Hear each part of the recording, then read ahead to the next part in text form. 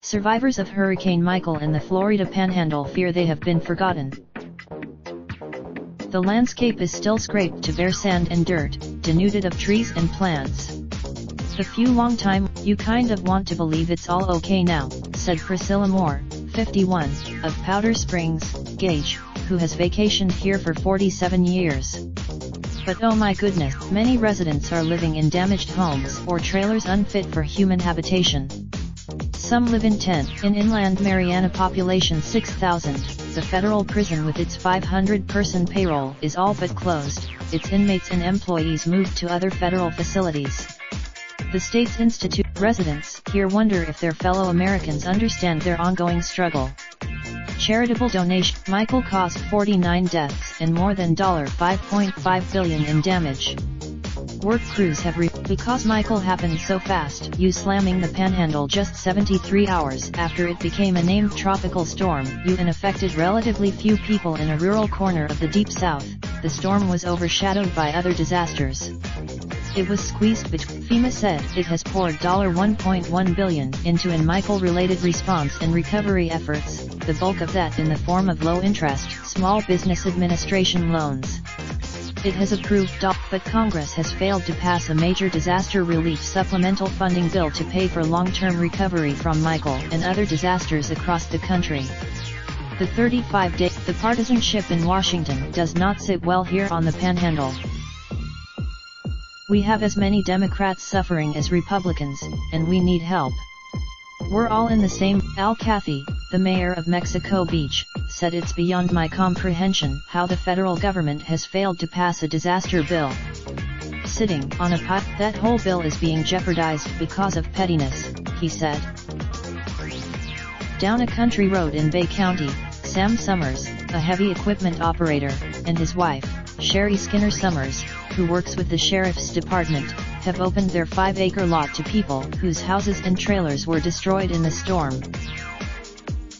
The backyard population is down to 6/10 from 10, occupied by families and individuals who cannot find or afford hotel rooms or apartments and pass a background check.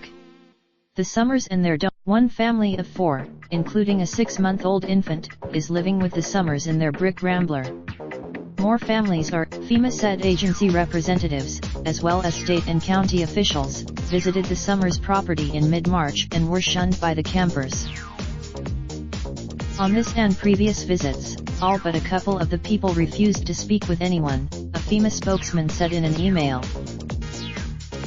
What this means is, come Tuesday, about 800 individuals will lose their housing with nowhere to go, said Griffiths. The military is counting on Congress to pass the disaster funding bill to help with rebuilding Tyndall Air Force Base, which took a direct hit from the eye of the hurricane. Inside the fence line, morale is pretty high, Base Commander Colonel Brian Late lost. All that pine is drying up now. The needles are all the downed trees also represent a tremendous amount of lost economic security for people who relied on timber as an investment. Some 16, if this hurricane had gone through Central Florida, South Florida, the dollars would have been there by now, said State Agricultural Commissioner Nikki Friday. People are out there. Many of the lingering effects of the hurricane are intangible use stress, anxiety, depression. Normal rainstorm misbehavior among school students has spiked, said Sharon Michalik, Public Information Officer for Bay County Schools, where 4,800 students about 1 in 6 are classified as living in temporary homes, which federal officials consider homeless.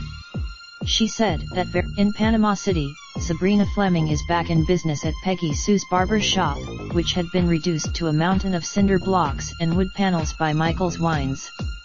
But Fleming is still, I am 42, but I feel 82, she said.